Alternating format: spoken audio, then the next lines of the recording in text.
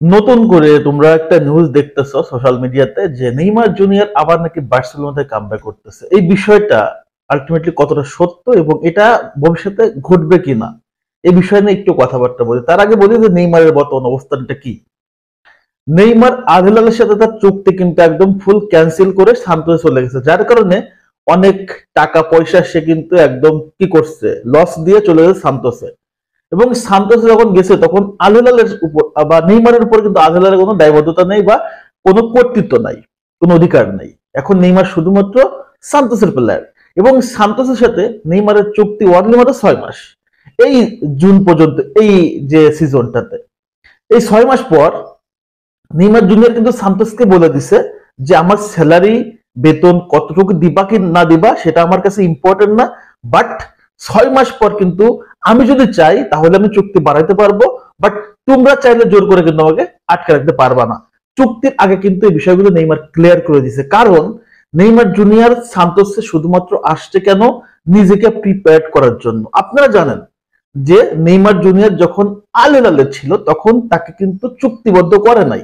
যেহেতু চুক্তিবদ্ধ করে নাই, সৌদি প্রো লিগ খেলতে পারবে না, শুধু খেলতে পারবে হচ্ছে এশিয়ান যে চ্যাম্পিয়ন্স লিগ গুলো, সেটা মাসে হয়তো বা একটা ম্যাচ। তো ওইটা দিয়ে কিন্তু নেইমারের আলটিমেটলি নিজেকে প্রিপেয়ার করা হবে না। নেইমার মাঠে না থাকলে, মাঠের বাইরে থাকলেই সে শারীরিকভাবে আসলে ডিসব্যালেন্স হয়ে যায়, আমরা জানি। এবং ব্রাজিলের এটা জেনেটিক্যালি প্রবলেম, ব্রাজিলের প্লেয়াররা দেখবেন কখনো ফিটনেস রাখতে পারে না, তো নেইমারের এই সমস্যাটা আছে।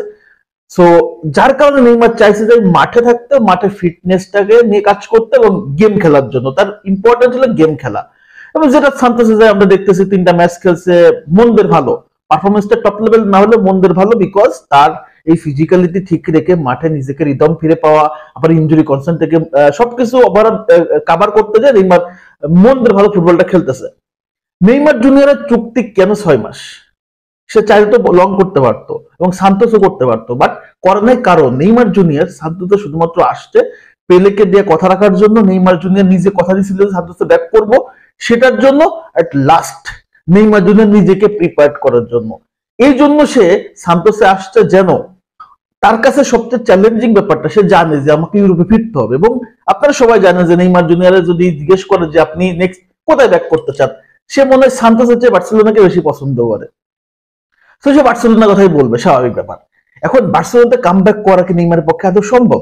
অবভিয়াসলি সম্ভব, অসম্ভবের কিছুই নাই। নেইমার জুনিয়রের নেক্সট এই যে 6টা মাস সান্তোসে থাকতেছে, এইখানে নেইমার জুনিয়র হয়তো বা সান্তোস থাকলে সান্তোসের কাছ থেকে ভালো সার্ভিস পাচ্ছে না, কারণ তাদের টিমের ওইভাবে ডিপথ নাই। বাট নেইমার নিজের জায়গাটা যদি পারফেক্ট করতে পারে, নিজেকে যদি ভালো প্রমাণ করতে পারে, তখন বাংলাদেশ টিমটা কখনো ভালো করে না, সাকিব আল হাসান নাম্বার 1 হয়েছে। তো সান্তোস ভালো করুক আর না করুক, নেইমার যদি তার খেলাটা খেলতে পারে একটা জায়গায় যাবে অবশ্যই। এবং এই 6টা মাস যদি নেইমার জুনিয়র নিজেকে ফিট করতে পারে, পারফেক্ট করতে পারে, পারফরমেন্স ডেভেলপমেন্ট করতে পারে, বার্সেলোনাতে অবশ্যই সে ব্যাক করার সুযোগ আছে। এখন আসেন কেমনে সুযোগ আছে, বার্সেলোনা কি নিবে তাকে? অবশ্যই নিবে, কেন নিবে না? কারণ নেইমার জুনিয়র সান্তোস যে বেতনটা পাচ্ছে, সেই বেতনটা বার্সেলোনা দেওয়ার পক্ষে কোনো পক্ষে অসম্ভব না, ইজি। পাশাপাশি নেইমার জুনিয়রের নেওয়ার জন্য একদম ফ্রি এজেন্ট হিসেবে নেইমার যেতে পারতেছে, তো বার্সেলোনা এক্সট্রা কোনো টাকা লাগতেছে না। আপনারা জানেন এর আগে একটা ডিল ছিল, সেটা হচ্ছে দানি আলভেজ। সে বার্সেলোনাকে বলছিল যে আমি বার্সেলোনা ফিরতে চাই, আমার বেতন দরকার নেই, বেতন আমার $1 দেন, তা বার্সেলোনাতে ব্যাক করতে চাই। তো আলভেজকে কিন্তু বার্সেলোনাতে ব্যাক করাইছিল, লিজেন্ডের কথা কিন্তু বার্সেলোনা রাখছিল, তখন ছিল কোচ জাবি। সো নেইমার জুনিয়র যদি এই 6 মাসে নিজেকে ফিট করতে পারে এবং নিজেকে আসলে পারফরমেন্সেও আসলে প্রুভ করতে পারে, কারণ আপনারা জানেন বার্সেলোনার এখন অলিম্পিকোস যে তাদের স্টেডিয়ামটা, এখন এখান থেকে খুব আর্লি তারা ন্যু ক্যাম্পে চলে যাবে, কারণ ন্যু ক্যাম্প গেলে তাদের একটা ভালো একটা স্টার দরকার হবে, কারণ উদ্বোধন একটা নতুন ভাবে আসলে উদ্বোধন করার জন্য। সেই মুহূর্তে বার্সেলোনা ওই ফাইন্যান্সিয়াল কন্ডিশন নাই যে বড় কোনো প্লেয়ারকে কিনবে, বাট তাদের অতীতে যিনি নেইমার ছিল, সেও তো একটা বড় ব্র্যান্ড। নেইমারকে এখনো বার্সেলোনা নিউ ক্যাম্পের দর্শকরা ভালোবাসে। সো নেইমার জুনিয়র যদি আসে, মানে বার্সেলোনা যদি এটা চিন্তা করে, অবভিয়াসলি অসম্ভব কিছু না।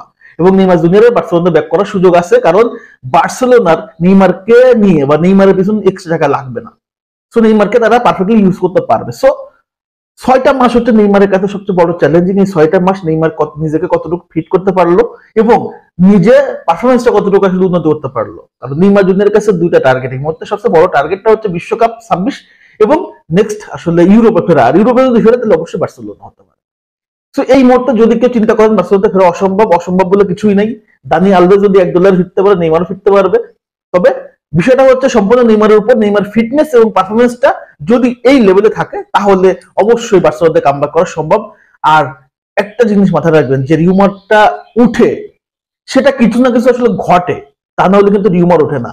তো আপনারা যদি চিন্তা করেন এগুলো বকবাস রিউমার বা রিউমার যেটা, সেটা কোনো না কোনো পক্ষ থেকে অন্তত একটু হলে সত্যতা আছে, তা নাহলে কখনো রিউমার ঘটে না। তো আলোচনা এতটুকু। আপনাদের মতামত, মূল্যবান মন্তব্য কমেন্টস করে জানিয়ে দেবেন। সবাই ধন্যবাদ। আল্লাহ হাফেজ।